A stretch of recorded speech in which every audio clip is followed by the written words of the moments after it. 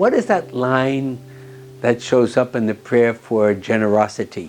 To give and not to count the cost. That's it. So it's sort of like saying, I want to take care of my family, bring them on a vacation. I want them to be educated well. I want them to wear nice clothes and we have good food. And I agree to all of that. I would want that for myself. But I would want them also to think, what can I put aside systematically, regularly, to help somebody else get to where I am? People were generous to help me. Now it's my turn to help others. That, I think, is important.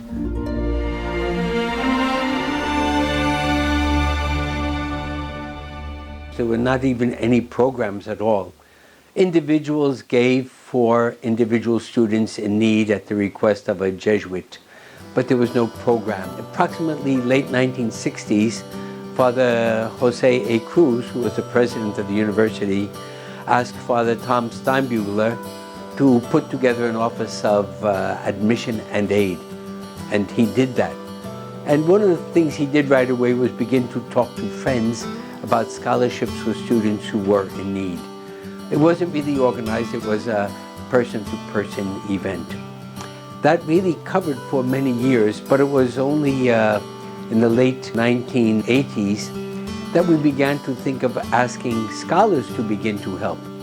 And so with the Office of Alumni and Office of Admission and Aid, we put together a thing called Scholars for Scholars Scholarship Program.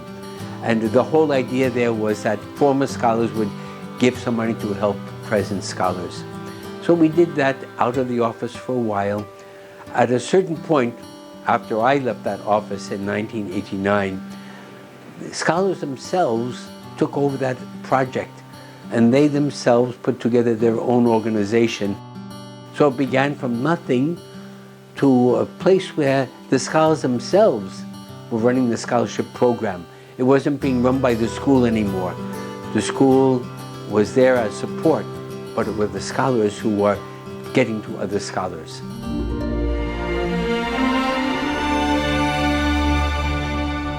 In general, merong dalawang klaseng scholarship, yung tinatawag nating scholarship award at saka yung scholarship endowment.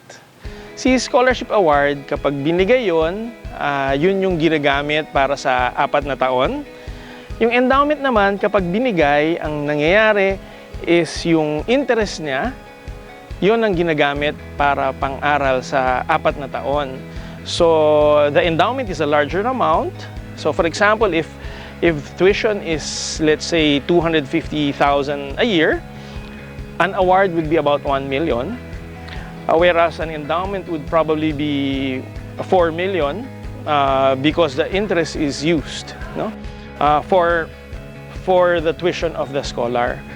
So an endowment, you could say, is something for the long term, while the scholarship award is for the short term.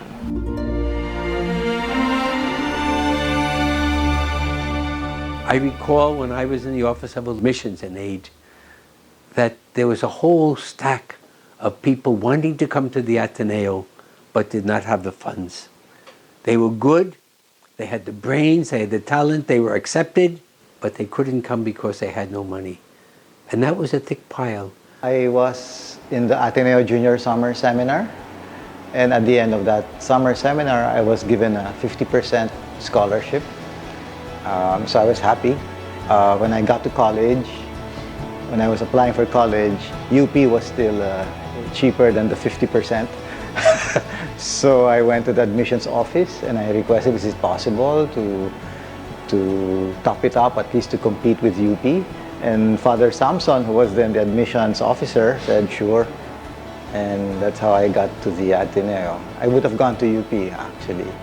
And I'm so happy that I was given this scholarship, because otherwise, I don't know, maybe in an alternate universe, I will not be here.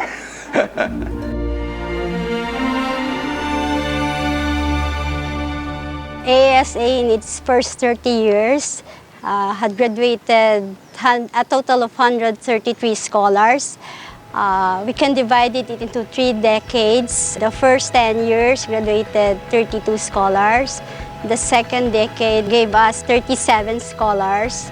And the last decade, we have 64 scholars. Plus, included in this are 6 endowments.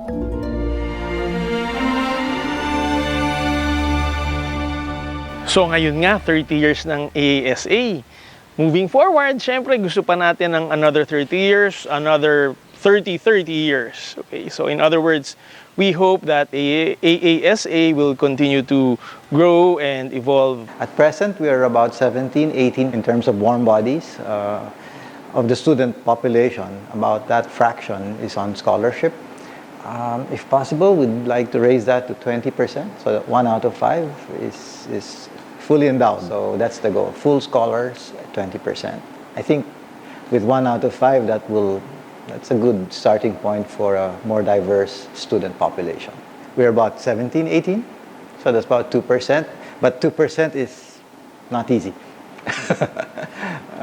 Right now, the school spends probably about 300 plus million a year, actually. And that's just about 17, 18%. So to raise that to 2% will require something of the order of 60 to 100 million more a year. So it's not easy, but of course, I mean, we're not here for the easy things. So it's a worthy goal, I think. And with the generosity of our alumni, our friends, I think it's doable. Sa mga nakikinig sa aming video, pag may tatawag sa inyo na galing AASA office o magte-text o mag-email, sana sasagutin nyo. Sana pakikinggan nyo at sana sasabihin nyo, oh sige, daanan nyo yung checking donation ko kahit na magkano lang. We give because we have also received, right? And we know that all this is gift. On your 30th, una gusto ko sabihin, saludo ko sa inyo. Thank you truly for this spirit of magis and cura personalis.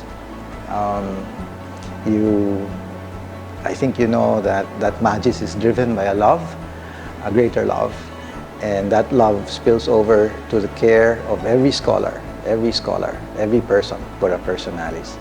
And so, saludo ako sa inyo kasi you embody what Ignatius Loyola wants to see in all of us, wants to impart to the world through the gift of an Ateneo education.